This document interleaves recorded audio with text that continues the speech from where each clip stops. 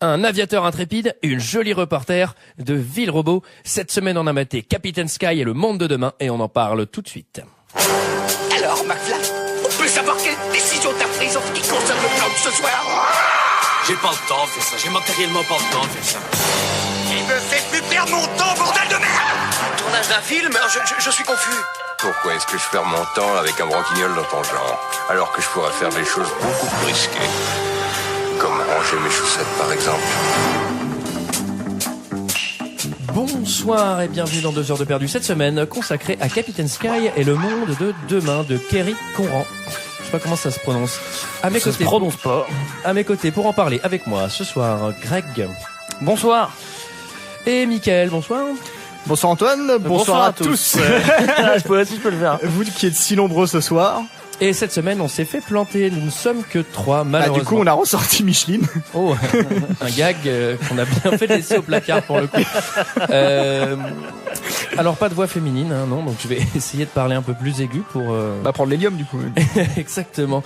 Cette semaine, on parle de Captain Sky et du monde de demain, de Kerry Conran, de 106 minutes, sorti en 2004 avec Gwyneth Paltrow, Jude Law, Angelina Jolie. Et pour ceux qui ne se souviennent pas, ça ressemblait à ça. A man came to see me today. Said someone was coming for us. This world will end. I asked him who he was so afraid of. He repeated one name. Totenkopf. They show up without warning, take what they need, and then they disappear without a trace. What have you got me into this time? Nothing you can't handle, Frankie. Earth will be incinerated. Enemy warships closing fast. We can't hold them off any longer. They've broken through the perimeter. Send reinforcements. Send everything you got. Alors voilà, en écoutant la bande-annonce, on a presque l'impression que c'est un bon film. Ouais. Ça va être En le regardant, on a moins l'impression que c'est un bon film. Là, c'est vrai qu'en le regardant, t'es sûr et certain que c'est un très mauvais film. Plus tu regardes, plus tu dis c'est nul, hein.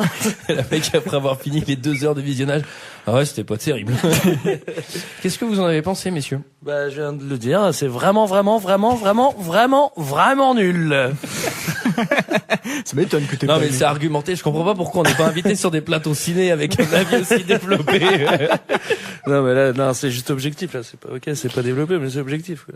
Moi, Mickaël j'ai eu un problème avec la bibliothèque, quoi. Ah, qu'est-ce qu'il Ils m'ont filé qui veut la peau de Roger Rabbit, mais sans le lapin, quoi. Non, mais ça, c'est vrai que c'est ultra chiant. T'as l'impression de regarder un jeu vidéo tout le long. Alors Mais ouais, un jeu vidéo en screener, parce que je sais pas pourquoi, mais pourtant j'avais une version plutôt lourde. Non mais en fait c'est parce que c'était tellement moche qu'ils ont mis un effet flou, je crois. Ouais, c'est ça, ouais. Moi sur le coup, j'ai cru que c'était une cinématique d'Alerte Rouge 2, c'est horriblement moche pour ceux qui connaissent. Alors je vais quand même donner mon avis sur le film. Oui. Je trouve que c'est un gâchis monumental. Ouais, parce que l'histoire est bien. Non mais attends, sans déconner, je trouve que l'histoire est cool, la musique est très très bien. Non mais même tu sais tout cet univers dieselpunk, attention pas steampunk, dieselpunk, il faut être précis comme Wikipédia. Qu'est-ce qui se passe? Vous connaissez pas mais vous êtes nuls. Moi je trouve ça pas mal et alors par contre putain le FX 2000. Alors là, ils m'ont fait mal à la gueule. Alors je dirais plutôt FX 1930. Parce que putain, là, ça explose la gueule de ces... Non, mais en fait, tu sais, tout est sur fond vert. T'as des... Ah, attention, anecdote, fond bleu. Oui, fond bleu. Ah, pardon. J'ai lu ça aussi, fond bleu. Fond bleu. Et alors, l'intégralité du film a été tournée sur fond bleu. Bah oui. Mais c'est insupportable. L'intégralité. C'est insupportable. Angelina Jolie n'a pas été embauchée pour le film. Elle est en fond bleu, elle. Mais ceci dit, ça doit vachement faciliter les trucs. T'as un fond bleu, t'as un perchman, et puis une caméra, puis basta, quoi. C'est bon. Ah bah, c'est sûr. Et un costumier, et puis voilà, le reste. Ils ont tourné en 4 jours. Non, mais il y a des fois où c'est vraiment moche, tu sais, des fois, il y a des fois, c'est hardcorement moche. T'as vraiment l'impression de jouer à un jeu vidéo de 2000, quoi. Tu regardes ça, je me rappelle d'un plan où quand ils arrivent, je sais plus où, là, il y a une chaîne qui bouge, là. Horrible. Mais vraiment nul. Non mais Gwyneth Paltrow là quand elle est au milieu des robots là, mais en fait on voit qu'elle sait pas ce qu'elle doit faire en fait. Elle fait mais je suis censé courir entre quoi? Bah on sait pas, on est en train d'écrire le scénario. Alors tiens Philippe, vas-y passe au milieu, t'as qu'à dire imagine que Philippe c'est un robot. Imagine que Philippe c'est un dinosaure. De toute façon, on va faire 2 scènes, il y aura de robots et de dinosaures donc et on n'a pas des heures et des heures non plus de location donc on va la tourner qu'une seule fois. Tu sais combien ça coûte un fond bleu toi? Non et voilà, et en plus des fonds bleus, et je t'ai dit t'as l'effet screener. Moi au début je me dis putain mais c'est un screener le truc, c'est tout flou et tout. Et en fait non. Ah oui, c'est tout flou. Moi j'ai cru que ma télé était en panne quoi, sur le coup. Ouais. Ça moi fait vraiment mal aux yeux. Hein. Moi j'ai gueulé sur le Mac de Nardi. Moi. Je l'ai rappelé tout aussi sec hein. Donc non mais en fait, je trouve que juste parce que du coup j'ai pas donné mon avis hein, tu m'as posé la question mais les 3 premières minutes, je me suis dit je pense que je vais aimer ce film. Les 3 minutes suivantes, je savais que j'allais pas l'aimer. En fait, moi, je savais que j'allais pas aimer parce que tout le monde m'avait dit que c'était nul, mais en fait, je sais pas, j'étais juste très déçu du gâchis monumental. À partir du moment où les robots arrivent, c'est-à-dire au bout de 6 minutes de film, je trouve que ça devient, tu te fais chier, quoi. Tu t'ennuies, ça devient n'importe quoi. Moi, ce qui m'a fait flipper, c'est quand t'arrives, à la scène finale et qu'il te reste 25 minutes de film, quoi. Tu dis, oh là là, tu l'as regardé en accéléré, Greg, toi, du coup? Ouais, évidemment. Ouais. Mais attends, pour la petite anecdote, j'ai un vieil ordi, celui qui est près de mon lit, tu vois. Et celui-là, il celui qui sert à la sec. Celui-là, il supportait pas le... Tu regardais quel genre de film sur celui-là, Greg? Il supportait pas. Je regarde les films de HDP, je regarde que des films de merde, voilà. C'est celui qui est près du lit. Hein. Ok. Et il supportait pas l'accéléré. Je me suis dit, c'est pas possible, je peux pas le regarder et tout. Et du coup, j'ai attendu le lendemain pour le regarder. Sur le gros ordi. C'est très intéressant tout ça. Comme quoi ce film est magnifique. Qui résume on parle plutôt des ordi de Greg que du film en fait. Qui résume l'histoire? Bah Greg. Ouais, j'ai l'histoire. Franchement, je suis même pas sûr de pouvoir. On est à New York. On est sur un fond bleu avec New York derrière. Et il y a New York un peu moche, hein, quand même. Ouais. Donc années 30, là, années 30. Uchronie. Alors c'est une uchronie. On est censé être en 1939. Moi j'ai vu le terme de rétro SF. Exactement, c'est pareil. C'est pas pareil, mais c'est la même chose. Oui. Y a un truc qui me choque dans le film, c'est qu'il parle tout le temps de la Première Guerre. Genre la Première Guerre mondiale comme la Première Guerre, mais comme ils sont pas encore dans la Deuxième Guerre mondiale, pourquoi ils l'appellent la Première? Ils savent qu'il va y avoir une deuxième ou? Bah ouais, les robots. Les robots ils débarquent et j'aime autant dire que... Bon, et puis on apprend qu'il y a des scientifiques qui se font tuer, blablabla, il y a des méga robots qui arrivent directement en fait. Et puis ils appellent c'est presque un super-héros parce qu'ils appellent Captain Sky, et puis Captain Sky il est toujours là, il fait des tours en l'air, tu sais. Il attend en l'air. Il y a que lui dans un espèce de coucou des années 30, hein, ouais, des années 30. Hein. Et bon, surtout que fait la police, quoi. Voilà, c'est vrai. Et puis ils vont partir à la recherche de Totem Cop. Je sais plus, c'est comme ça qu'on dit, Totem Cop. Totem Cop. Et puis ils vont le chercher, ils vont au Tibet, et puis après ils vont sur une île déserte, et puis là il y a des dinosaures, et puis il y a des méga méchants, et en fait ils se rendent compte que Totem Cop voulait faire une autre société sur une arche de Noé, c'est une aventure avec un aviateur et sa petite copine journaliste reporter. Oui. Et ils vont voyager autour du monde, histoire de copier à peu près tous les films qu'on a déjà vus d'Indiana Jones à Jurassic Park. On sent que vous avez aimé, hein, quand on vous voit là. Ouais, c'était bien. Hein. Mais en vrai, moi, je me suis pas trop fait chier, j'ai pas mis à l'accélérer. Ah bon, tu veux que je lise le message que tu m'as envoyé sur, tu l'as regardé ou? Non, je t'ai dit que c'était gratiné, mais c'est juste que la fin est vraiment pas possible. Allez. Alors ça commence sur un mystère avec une reporter interprétée par Gwyneth Paltrow que je trouve assez jolie. Qui a un rendez-vous secret avec un scientifique qui va mourir. Il faut expliquer qu'il y a des scientifiques qui se font assassiner. Ouais, mais est-ce qu'on a vraiment besoin d'expliquer ça parce que c'est même pas vraiment abordé après dans le film. Enfin, c'est juste un espèce de vieux prétexte pour entamer une enquête, mais qui va pas vraiment avoir lieu. Ouais. Et alors, on apprend déjà que le nom du méchant c'est Totem Cop. Alors, quand t'appelles ton gamin comme ça, à mon avis, tu sais qu'il va devenir scientifique fou méchant parce que c'est vraiment un nom, à part un attaquant du Bayern, personne peut s'appeler comme ça. Et alors dès le début, ça commence, ça monte en tour tout de suite avec l'attaque des avions robots. Alors il va y avoir que des attaques successives dans ce film. Attends, déjà il faut expliquer qu'elle a rendez-vous avec un scientifique qui dans un cinéma. Ouais. Donc elle est censée résoudre l'histoire la plus mystérieuse de ce début de 20e siècle. Déjà elle arrive en retard au cinéma. Et puis du coup ils discutent très fort dans le cinéma à emmerder tout le monde. C'est vrai que personne ne dit dans les années 30 les gens étaient respectueux quand même. Hein. Oh laisse-les parler, ça doit être important. C'est peut-être à propos de l'enlèvement des scientifiques. Donc là c'est vraiment un clin d'œil, mais il faut vraiment le noter parce que c'est en tout petit qu'on voit le magicien d'Oz en arrière-plan, c'est-à-dire qu'on voit que ça. On voit pas, ouais. Ah c'était le magicien d'Oz, d'accord. Ouais. T'as confondu avec quoi? Avec Starship Troopers. Et alors le scientifique c'est marrant parce que pour une fois il est petit, avec des cheveux blancs et des petites lunettes et il parle en allemand. Ouais ça c'est marrant, ça dit. J'ai jamais vu. C'est bien fait. hein. Là, on y croit vraiment. Ouais, et t'as attaque d'avion, c'est les avions vraiment déjà ou pas, là? C'est quand même bizarre dans un film de scientifique qui est pas Jeff Goldblum. C'est vrai, ouais. Surtout qu'il fait référence à Jurassic Park à peu près toutes les 2 minutes. Donc là, c'est les avions robots, ils sont gros, ils sont méchants, c'est des robots. C'est pas les avions, là, c'est des robots. Ouais, mais ils arrivent en avion. Ils arrivent en mode avion, un peu comme les c'est-à-dire Transformers, ouais. en fait, ils écartent les bras, ça fait des avions, et ensuite, boum, ils s'atterrissent par terre. Et là, on comprend pas ce qu'ils vont faire, parce qu'ils vont marcher dans la ville. Ouais, ils marchent dans la ville. Ils vont foutre un peu le turbo bordel, et après ça, ils font, ouais, c'est bon, il y a Captain Sky, vas-y, on s'en va. Et ils décollent. Ouais, bon. Comme je disais, tu sais, ils appellent Captain Sky, ça c'est assez drôle, ils font Captain Sky, et l'autre, il est en train de faire des ronds en l'air. Il est là, comme ça, il attend, il fait, oh, on sait jamais si on m'appelle, faut que je sois prêt, tu sais, donc il fait des tours au-dessus de New York. J'ai écrit, le mec, il attend en continu dans son coucou, tu sais. J'aimerais bien rentrer, mais si jamais on m'appelle, c'est chaud. Et après, mais en plus, et c'est pareil, il y a que un Manos qui s'occupe de la ville, quoi. Genre ils appellent Captain Sky, genre il y a que lui, tu vois. Mais moi je croyais qu'à un moment ça allait être un film de super-héros en fait, et que Captain Sky c'était un super-héros quoi. Oui, mais le truc c'est que on sait pas d'où il vient ce mec-là. Non mais il y a aucune histoire sur ce gars. Il a son permis coucou, hein. Non mais c'est vrai, c'est pas comme si tu sais Captain Sky, il avait une légende quoi, tu vois. Si dans le film à un moment dans certains dialogues, on sous-entend qu'il a fait d'autres aventures avant et tout. Mais c'est des aventures, je pense qu'on meurt tous sans envie de connaître dans d'autres films. Mais c'est adapté d'un vrai personnage ou enfin d'un vrai personnage là. Non. Ah, c'est un truc que le réalisateur a inventé, quoi. Ouais, mais alors, pour l'anecdote, ce réalisateur-là n'a fait qu'un seul film, c'est celui-là. J'ai vu ça, ouais. Et je pense que c'est un hommage. Je pense qu'il a dû le regarder après, quoi. Il s'est dû peut-être arrêter. À tous les univers qu'il aime bien, de science-fiction, de super-héros, de machin et tout. Il a créé ce personnage-là, et je pense que ça devait être un peu, un espoir qu'il fasse d'autres Captain Sky et avec d'autres aventures, tu vois. D'accord. Parce que c'est tellement mais c'est sorti quand ça? Le voir. Sorti en 2004, je l'avais dit, si t'étais là au début du podcast. Ah, j'étais pas là, non. Ouais, donc il y a l'attaque de gros robots, ça c'est assez marrant parce que l'attaque de gros robots, une fois qu'ils ont un peu tout niqué, et ben ils s'en vont, mais personne les suit, c'est-à-dire qu'ils vont à 2 km/h et on regarde pas où est-ce qu'ils vont, parce que ça serait facile de regarder. Genre bon, ils vont où les robots après, comme ça on va voir qu'ils les ont enlevés. En même temps, ils dominent tellement les robots que t'as pas trop envie de les suivre. Franchement, ils ont tout détruit sur leur passage. Mais Captain Sky, il arrive, il va se battre un peu avec eux, galère et tout. Et il y a Gwyneth Paltrow, donc son ex, qui slalome entre les robots en marchant, mais il faut comprendre. Qui a pas l'air d'être effrayé. Ceux qui n'ont pas vu les robots font 60 mètres de haut, c'est-à-dire que elle peut vraiment se faire écraser par les robots à 2 secondes. Et lui, il arrive, et il y a un plan, c'est trop marrant, on le voit, il se penche de la fenêtre de son avion, et il la voit, et il fait, ah, c'est Polly, c'est mon ex. Mais genre, il passe à 30 km/h, tu sais. Mais mec, un avion comme ça, le gars, il doit passer à 400. Mais t'es sûr qu'il est pas en train de faire un créneau pour lui faire ça? J'ai l'impression qu'il a l'arrêt en l'air, c'est comme si c'était un hélico.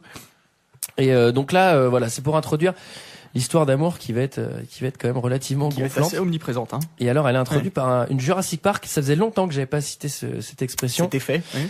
Alors, une Jurassic Park, je rappelle, c'est quand un personnage dans un film ne voit pas quelque chose qui est évident en face de lui et qu'il s'en rend compte au bout de 15 secondes. Et alors là, lui, il arrive dans son bureau, il se sert un grand verre de lait. Et au bout de 15 secondes, elle lui parle, il fait ouais. Le mec, elle était en face de toi depuis le début.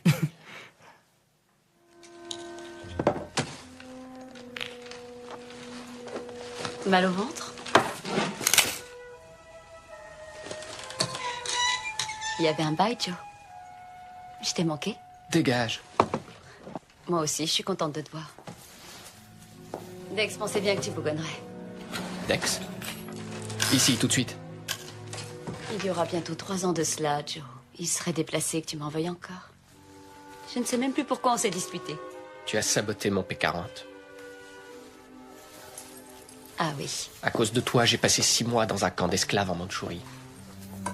J'ai failli y laisser mes phalanges. Joe, la vérité est que jamais je n'ai saboté ton satané appareil. En ce qui te concerne, tout ce qui comptait pour toi était de photographier le général Hideki en peignoir de bain, rappelle-toi. Tu sais, je commence à croire que tu as inventé cette histoire de sabotage dans l'intention de... En même temps, saboter un P40, c'est un vrai motif de rupture. Bah ouais. Bah oui.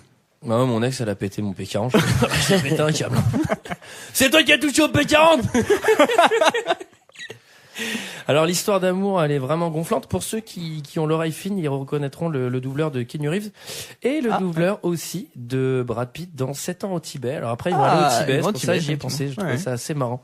Donc l'histoire d'amour un peu, ils vont. Tu l'as vu en VF toi? Non, en VO, mais j'ai dû faire les extraits audio, t'as bien entendu. C'est pas quelqu'un qui me les envoie par mail. Il est quand même sympa cet auditeur qui t'envoie les extraits audio. C'est l'auditeur mystère, il m'envoie tous les extraits. Il fait mes commentaires à moi. C'est lui qui installe le matos, parce que des fois je rentre chez moi, tout est monté.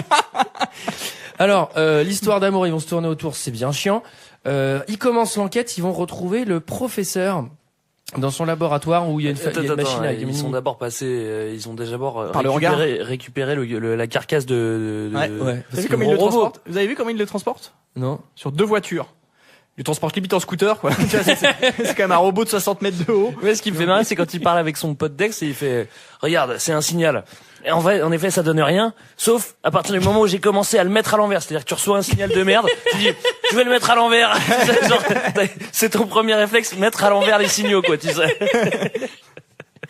Mais en plus, ce qui est trop marrant, c'est qu'il met à l'envers et on entend, au début, c'est à l'endroit, ça fait, et maintenant, regarde, je le mets à l'envers. C'est exactement le même truc, c'est. Donc là, l'enquête commence, ils vont voir le scientifique. Je sais pas trop si on va revenir sur toutes ces scènes-là. Non, non. Non, bah non. Ouais, on a qu'à se quitter maintenant. Ouais. Voilà, à la semaine prochaine, et on remercie les auditeurs de Londres. Allez, à plus. Non, alors, le film avance. La méga base. Alors, ça aussi, c'est trop marrant. Captain Sky. T'as trouvé qu'il avançait, toi, le film? J'ai pas trouvé, vous. Alors, Captain Sky, il est tout seul. C'est le seul super-héros. Mais il y a une méga base avec, je sais pas, Ouais. je trouve qu'il y a 1000 Mais c'est la base pilotes. c'est la base de Fast and Furious, en fait. C'est leur garage automobile. Il y a 1000 pilotes, mais on en voit 0. Il y a 1000 Ouais. personnes qui bossent sur cette base, mais il y a que Dex et Captain Sky. Ouais. Et alors là, la méga base, elle se fait attaquer. Par les avions Ramanta. Ouais, exactement. Les avions Ray. Qui sont assez puissants. D'ailleurs, globalement, toutes les armes des méchants sont ultra puissantes et elles sont logiquement, quasi invincibles, en fait. sont et assez logiquement, ils perfectionnées. auraient déjà dû tous bien crever, quoi, quand même. Et ben là, l'attaque de la base, enfin, ça c'est assez marrant parce que le truc se fait attaquer, ça explose de partout. Déjà, ils discutent tous les deux, Tranks à base de non mais attends, t'avais saboté mon P40. Ah ouais, non mais attends, toi tu m'avais trompé pendant l'été, blablabla. Et genre derrière, ça pète dans tous les sens. Et lui il fait bon allez, moi je vais monter dans mon coucou méga dangereux pour aller taper de la raie métallique.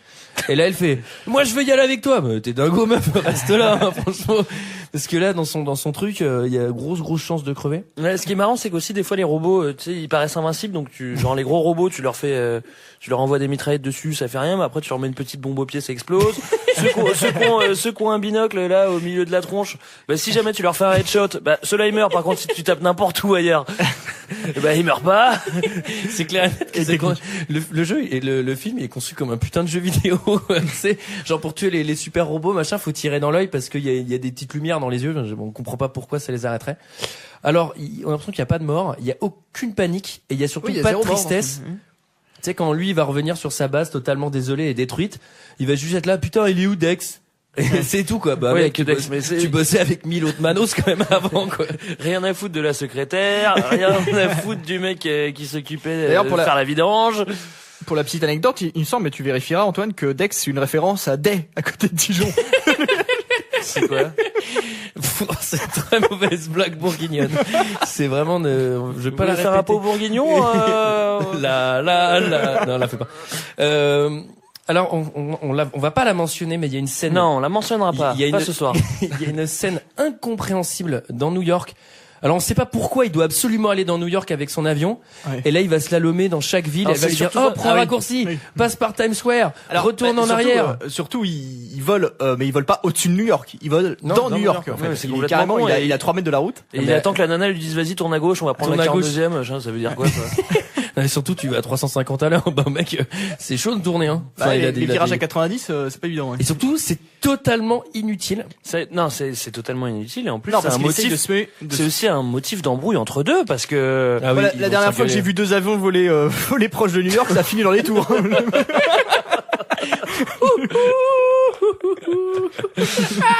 ouais, mais c'est vrai, il a pas peur hein. Bon. Ouais. Bon bah ils finissent par s'embrouiller. Moi, non, mais non, ça va pas, c'était en 2001. Parce que sinon, moi, je pensais que c'était un hommage à ce film. Alors, finale dans l'eau. Ah, parce que là, c'est très drôle, on croit qu'il va se cracher parce qu'il est poursuivi par 8 avions en métallique Ray Ouais. totalement invincibles, donc il a aucune chance de les tuer, même si c'est Captain Sky. Et là, du coup, il fonce dans l'eau. Ouais. Et le seul truc qu'il fait, c'est qu'il range ses hélices, pas ses ailes. Et là, d'un seul coup, son avion se transforme en sous-marin au lieu d'exploser à la surface de l'eau. Oui, parce que logiquement, déjà, à cette vitesse-là, c'est du béton, hein, l'eau. C'est pas... Surtout qu'en plus, il accélère pour bien pénétrer l'eau. Et la meuf, après, lui dit, ah, mais tu m'as pas dit, j'ai cru qu'on allait mourir. Heureusement que t'as défié toutes les lois de la physique et que t'as réussi à rentrer dans l'eau en dérivant à 600 km/h sur du béton. Non, mais surtout qu'à mon avis, la vitesse à laquelle il descend piqué, elle a du sang plein le cerveau, elle fait une hémorragie. Non, mais tu fais une crise cardiaque avant, de toute façon. Non, mais en plus, et derrière, elle est trop détente, genre, mais attends, on va s'écraser là, tu sais, genre, bah, moi, j'ai pas du tout cette attitude-là, quoi. Et alors ensuite, son ami Dex, il a été capturé quand il rentre à la base. La base a été totalement détruite, tout le monde a été tué, Dex a disparu, mais il a bien pris soin de laisser derrière lui un morceau de carte. Alors, la taille de la carte, si vous voulez, c'est une carte d'1 mètre sur 1 mètre avec une carte du monde.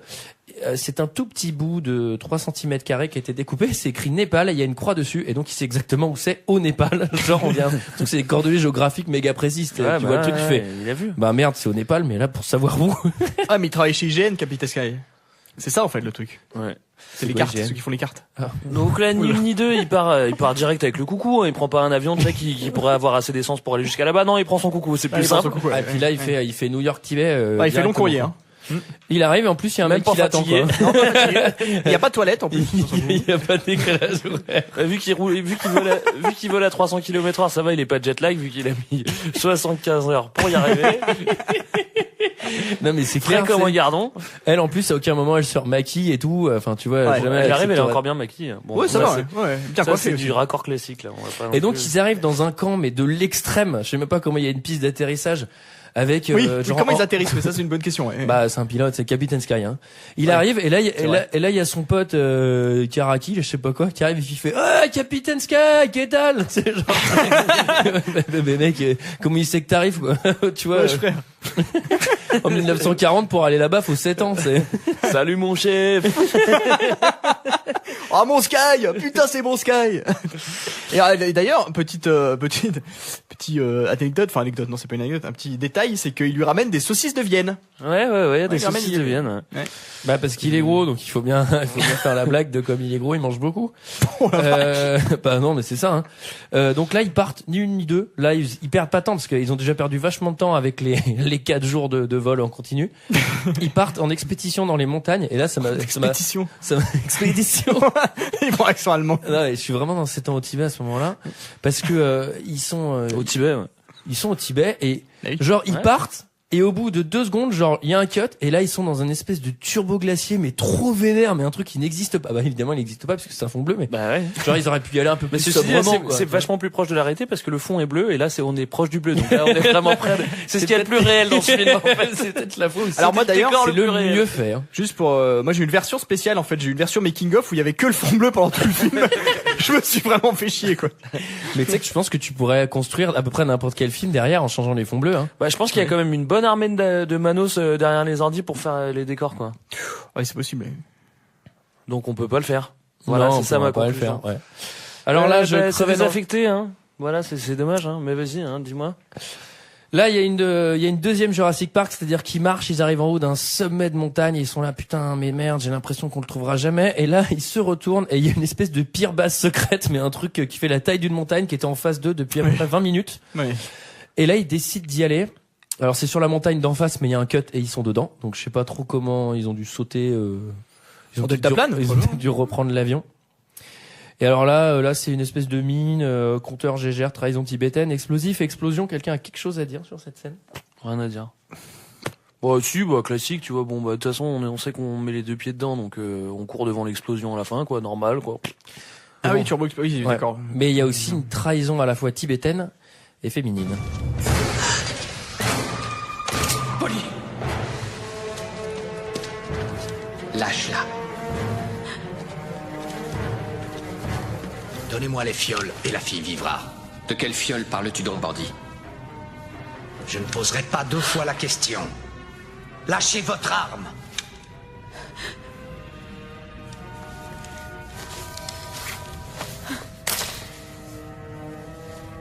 Encore une fois, j'ignore de quoi tu parles. Tu devras nous tuer. Si c'est ce que vous souhaitez.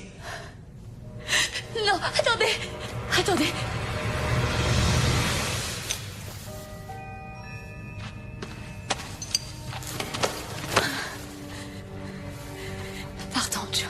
Au revoir, mes amis. C'est ici que s'arrête votre voyage.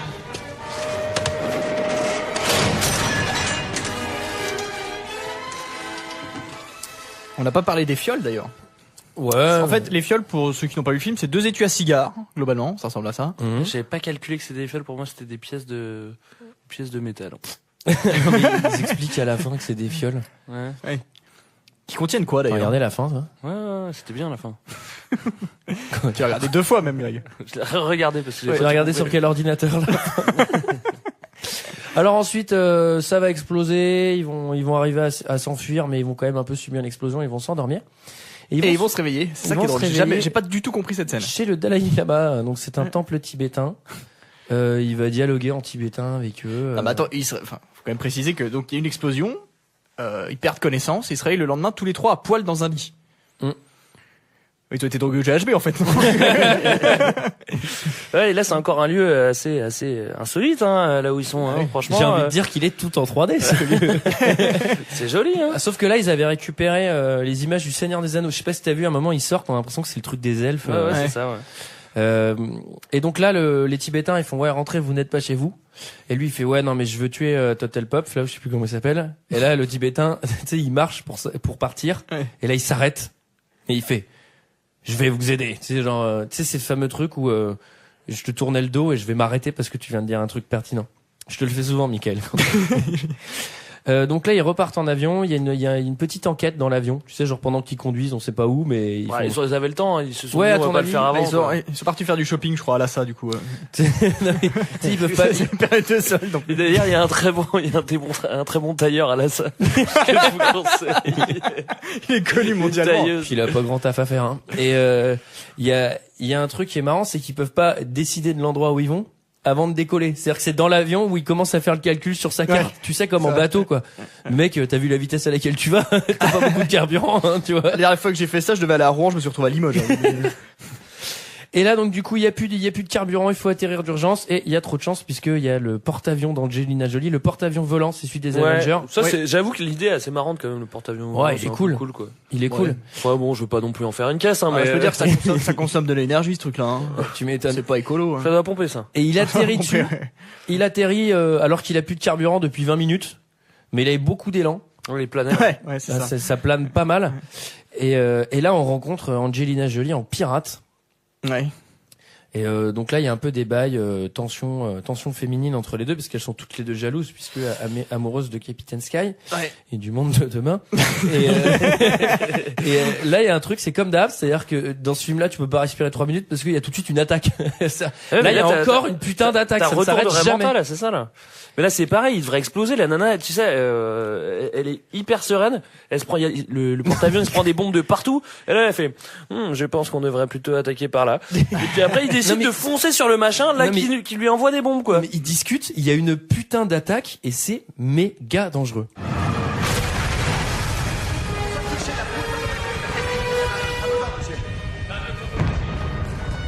Descendez à 1200 pieds, déployez les contre-mesures. Oui, commandant.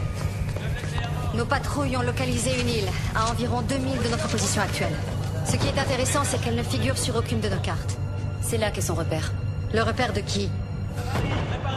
À quoi vas-tu me mêler? À rien que tu ne saurais affronter, Franklin. Holly, essaye de ne toucher à rien. Vaisseau ennemi en approche rapide à 30,2 degrés nord-ouest. Donnez-moi un visu. Largage, sonar immergé.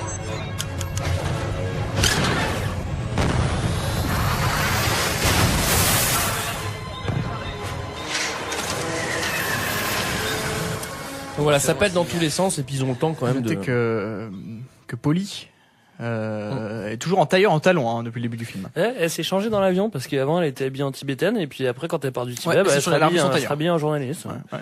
Normal. Hein. Bah quand t'es un reporter comme ça, il faut présenter. Hein. Enfin bon, en talons aiguilles dans la pampa, je peux dire qu'à mon avis t'aurais usé ils sont pas dans la pampa là, ils sont dans le Tibet là. Oui, enfin. Alors. Il y a une scène sous l'eau parce que alors, les avions vont se transformer en sous-marins parce que à mon avis là FX 2000 ils ont fait non mais si on peut faire un truc sous l'eau hein, si tu veux regarde on a un effet on a un forfait. Oh l'effet eau il claque, il faudrait que je l'utilise ça. Par contre il faut que t'aies un fond bleu. Il faut que tu tournes sur un fond bleu. Et bon juste à un moment par contre Angelina Jolie elle est dans un sous-marin je pense à 500 mètres de profondeur et elle va décoller parce que son sous-marin va exploser, donc elle va genre siège éjectable. Elle sort du truc et en plus elle sort de l'eau et après elle va automatiquement à 1500 mètres de hauteur. Et ça c'est à mon avis son oreille interne c'est de la soupe miso. Parce que si t'as déjà fait de la plongée au bout de 10 mètres, tu dois t'arrêter sinon ton cerveau il explose. Elle se fait 2000 mètres de dénivelé en 4 secondes. Je me suis dit, elle doit arriver là-haut, elle va plus donner d'ordre à personne, hein, à mon avis. Et donc là, ils arrivent sur l'île. Pas de choc thermique, hein, non plus, visiblement. Ouais, l'île qui est une prouesse de technologie, hein. Alors, l'île, déjà, t'arrives sur l'île, il y a des dinosaures.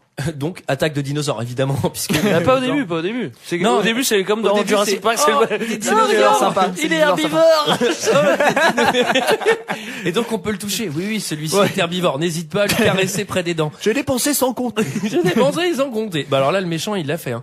Et là, deux secondes après, attaque des dinosaures. Ouais, des dinosaures méchants. Direct, t'as le raptor. Les vélociraptors, ouais. Alors, il y a un truc que j'ai trouvé assez drôle. Alors là, il faut connaître un peu sa géographie. Sa géologie, j'aime autant vous dire. Ils arrivent sur l'île en bateau, en sous-marin. Donc, ils arrivent près d'un petit lac en plein milieu de l'île. Ils courent 30 mètres parce qu'ils sont poursuivis par un dinosaure. Et là, ils arrivent près d'un ravin d'1 kilomètre de haut, quoi. Bah, mec, t'es au niveau de la mer. Donc, là, je sais pas comment t'as fait pour aller là-haut aussi rapidement. Eh ben, tu m'impressionnes, Antoine. Très belle observation, alors là. Et l'observateur, le petit, hein. Eh ben, il fallait suivre en SVT, les gars. Parce qu'on en parlait de ça. Hein, l'érosion des plaques. Alors, j'aimerais faire un point aération pour tous les méchants qui nous écoutent. Faites très attention à l'aération de vos bases secrètes. C'est souvent comme ça qu'on pénètre dans vos bases. Hein. Je pense notamment aux 3/4 des James Bond et la plupart de tous les films. Mais là, c'est encore une fois une plaque d'aération qui va faire défaut à votre système de sécurité. C'est dommage, hein. Non, mais prenez les bonnes entreprises, quoi. C'est ça. C'est dommage parce qu'ils travaillent mal, quoi. Franchement, sinon, ils veulent pas passer par GDF. Ils passent par des tiers. Et ben voilà, c'est mal fait. Hein. Mais tout ça pour faire au black. Pour économiser, pour faire quoi? Une fusée en chrome? Une fusée chromée? Parce que là, on va voir la fusée géante de Tintin. Mais bon, pour éviter de payer des droits, elle est coloriée en métal. En chrome. Elle est chromée. Donc là, en fait, c'est un petit peu le début de la méga scène de fin. C'est là il te reste encore 35 minutes. Hein, donc tu vas te taper 35 minutes de scène de fin. Tu commences déjà à pleurer. Et puis, qu'est-ce qui se passe après? Bah là, il y a attaque de robots, Dex à la rescousse, parce qu'Ordex, il était capturé, mais en fait, là, il a réussi à s'échapper. Ouais, normal. Genre, ils l'ont capturé, mais il fait, vas-y, reste là, fais ce que tu veux. Tu veux t'amuser un peu avec les robots, là? Ouais. Bah, n'hésite pas à prendre une petite secoupe volante, là, tu te balades. T'apprends à la piloter, comme ça, quand ton pote, il arrive, tu pourras l'aider, d'accord? Ouais, d'accord, ouais. Surtout qu'en plus, il débarque au pire moment, quand l'autre, il allait crever. Enfin, bref, comme d'hab, à la rescousse. Ils arrivent devant le bureau de Totem Cop. Tu dis quoi, la couscous? À la rescousse. À la rouscousse. Pas confondre avec la bourboule. Ok, ils arrivent devant le bureau de Totenkopf. Donc là, c'est attaque par l'électricité. Hologramme. Ouais, hologramme 1918. Hein. Et alors là, le twist qu'on va vous révéler, mais qu'on ne devrait pas. Mais en fait, de toute façon, vous allez voir qu'au bout de 30 minutes de film, tu t'en doutes, parce que de toute façon, t'as pas le nom de l'acteur, alors que clairement. Tu penses qu'on va donner envie aux gens de voir ce film quand même? Bah, en vrai, tu peux le dire. En vrai, c'est pas le but. Hein. En vrai, je vous conseille de le regarder quand même. C'est pas très bien, mais je vous conseille de le regarder. Je pense que c'est un film qu'il faut avoir vu. Si vous avez 2 heures à perdre. Et alors, Totenkopf, en réalité, est déjà mort depuis 2 ans. Mais non, plus que ça, 20 ans. Ah oui, 20 ans. Bah, t'as pas senti l'odeur qui sort du fauteuil? Ceci dit, au bout de 20 ans, logiquement, le corps, il est pas comme ça. Hein. C'est une référence à Psychose, probablement. Oui, c'est vrai que le corps, il est plutôt en bon état encore. Bon, et donc il est déjà mort. Donc en fait, ce n'est plus que des robots qui avaient été programmés par lui. Mon gars. C'est Skynet, exactement avant Skynet. l'heure. C'est Skynet avant l'heure. Enfin non, parce que 2004, oui, non, c'est Skynet avant après. On s'est compris. Là, il y a un truc qui a pissé de rire. Alors ça, j'ai trouvé ça très très classe. Et je vous conseille de faire ça si jamais votre compagne fait des insomnies. N'hésitez pas à lui mettre une droite dans la gueule parce que ça endort tout de suite les femmes. Ouais, c'est vrai. À un moment, Gwyneth Paltrow, elle fait « Je veux y aller avec toi, je veux t'aider ». Et là, Jude Law, il réfléchit, il fait « Bah !» Mec, il lui met une baigne, mon pote. Il lui met le golden. Et là, non mais ce qui est marrant, c'est qu'en plus, tu sais, moi au début, je me suis dit, il va faire un peu comme dans Tintin, tu sais, genre, tu sais, un coup de karaté dans la nuque. Ça, c'est radical. Alors ça endort aussi. Hein. Non, il va vraiment lui mettre une baigne. Et après, golden dans la joue. Et surtout, elle tombe genre, rap, comme un petit caniche au sol. Le problème, c'est qu'il a fini au pied au sol, quoi. Je veux dire, il va peut-être un peu loin. Coup de catch, tu sais, lui tombe dessus avec lui mettant des coups de coude. Il casse une chaise pliante. Non, mais surtout derrière, tu sais, elle doit avoir la mâchoire, mais méga gonflée, quoi. Et surtout, ça endort pas, tu sais, ça fait super mal. Et est-ce qu'il fait pareil pour la réveiller du coup? Non, elle va se réveiller toute seule puisque lui, il va se mettre en détresse comme un con. Et elle va arriver et elle va encore lui sauver la vie. Alors faut savoir que pendant toute cette scène, il y a un compte à rebours qui marche. C'est le compte à rebours de la fusée parce que la fusée est censée décoller avec toutes les espèces animales comme l'arche de Noé. Tous les robots qui écoutent. En fait, il faut expliquer que la Terre va exploser après. Ah oui. Et donc le compte à rebours commence à 5 minutes. Jusqu'au décollage de la fusée, il passe à peu près 35 minutes en temps réel. Et en temps ressenti, c'est 3h30. Et là, alors, c'est quoi le plan diabolique? Parce qu'on n'a pas expliqué, on va faire un dernier point, on terminera par ce plan d'ailleurs. Alors en fait, le but, c'est d'envoyer une fusée sur une étoile dont on connaît pas le nom, mais très très loin. Sachant que le mec n'est jamais allé dans l'espace, mais il va y aller direct. Et donc, c'est l'arche de Noé. Il va prendre 2 animaux de chaque espèce qu'il va mettre dans la fusée. Et les 2 petites fioles qu'il recherchait, c'était les génomes de 2 êtres humains parfaits, Adam et Ève. Alors eux, on sait pas comment ils vont grandir, puisque de toute façon, il y a personne. Et alors, le but, c'est que la fusée décolle, elle fait péter la Terre en envoyant une bombe dessus, et ensuite, elle va sur son étoile et recréer la nouvelle humanité parfaite. C'est pas mal. Moi, la question que je me pose, mais alors ça, c'est plutôt un point Arche de Noé, parce que je peux aussi poser la question à la Bible.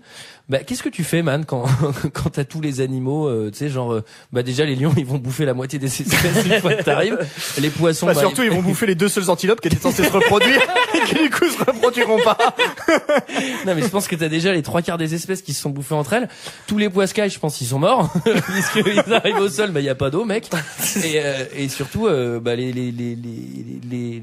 les êtres humains, ça va être compliqué en fait, parce que tu fais quoi, tu fais un gamin à la nana qui est avec toi, et puis après qu'est-ce qui se passe? Et après tu fais t'es consanguin, Ouais, mais tu vas faire 3 générations, mon pote. Après ça va pas être une humanité supérieure. Non, c'est sûr. Ensuite, devinez ce qu'il y a à la fin d'un film avec FX 2000 Un bisou. Un bisou et surtout beaucoup d'explosions quand même. La fusée qui explose, c'est pas mal. Ah ouais, ça explose. Ouais, il y a du bisou aussi. Ouais.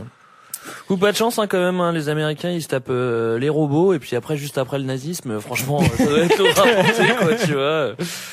Dur quoi. Alors, globalement, un dernier avis, messieurs, sur ce film. C'était nul. Ouais. Non, c'était quand même pas terrible. J'ai trouvé ça vraiment chiant. Mais c'était regardable. Enfin, tu vois, c'était pas King Rising. Non, franchement, moi, je le compare à King Rising, La planète des singes, c'était bien. Moi, j'ai bien aimé ce film en plus, quoi. L'esthétique est pas inintéressante, c'est pas mal, quoi. Enfin, moi, je trouve le côté un peu rétro SF, justement, je trouve ça assez cool. Enfin, moi, je suis déçu, ça aurait pu être mieux, mais ouais. Mais après, bon, l'histoire est chiante, quoi. C'était notre avis sur ce film. C'est l'heure d'un second avis. Je n'ai que faire de votre opinion. N'insistez pas, c'est inutile. Vous savez, les avis, c'est comme les trous du cul. Tout le monde en a un. 896 commentaires 5 étoiles sur Captain Sky. Je rigole évidemment, il y en a 4. Putain, ça m'étonnait, je veux dire, ça. Alors, j'ai sélectionné du 5 étoiles et du 0 étoile, C'est pour faire plaisir à Greg, comme une. Donc, j'ai 3 5 étoiles, 3 0 étoiles. On commence par Jacquard. 5 étoiles. Je vais commencer par les premiers 5 étoiles. Jacquard. D'accord. Qui nous dit, très bon film, qui ose reprendre l'esthétique générale des films des années 50. Par moments, on se demande si c'est un film actuel ou un film de propagande de cette époque. 5 étoiles. Bah putain, il en a pas vu beaucoup, parce que moi j'en ai pas vu des masses avec des robots géants et du lourd. Ensuite, Laris, qui nous dit, comment on fait pour supprimer une critique? 5 étoiles. Visiblement, il a toujours pas trouvé, parce qu'il y a toujours cette critique. Ensuite, on a Freder, qui nous dit, ah oui, il y a des imperfections. Le rythme est un peu lent dans la deuxième partie du film, mais cette ambiance incroyable. Le film ne se prend pas du tout au sérieux. C'est la fête du second degré. 5 étoiles. Ensuite, on a Toine qui dit, les premières scènes c'est une expression qui m'a fait rire en fait. Les premières scènes du film sont longues et sans accroche. J'osais espérer un peu de changement par la suite, mais niet. Niet. Tintin. 0 étoile. Bah tiens, aucun changement. On attend le changement, putain. Il n'y a pas le changement. Marie Le Garec. Ah, on a son nom. Alors elle a envoyé un télégramme à Allociné, donc c'est.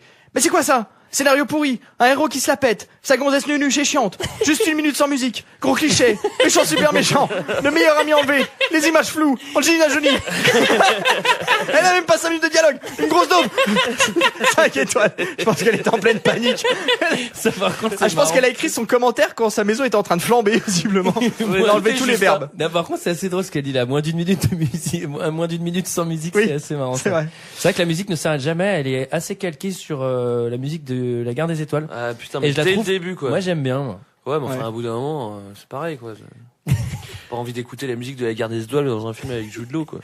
Ça n'a rien à voir. Attends, au bout d'un moment, faut choisir. T'as envie d'écouter la musique de La Guerre des Étoiles ou t'as envie de regarder un film? Alors, t'as envie de regarder Jude Law. Bon, si tu regardes Jude Law, ça aurait été un film avec Keanu Reeves. Là, j'aurais eu envie de regarder, d'entendre la musique de La Guerre des Étoiles.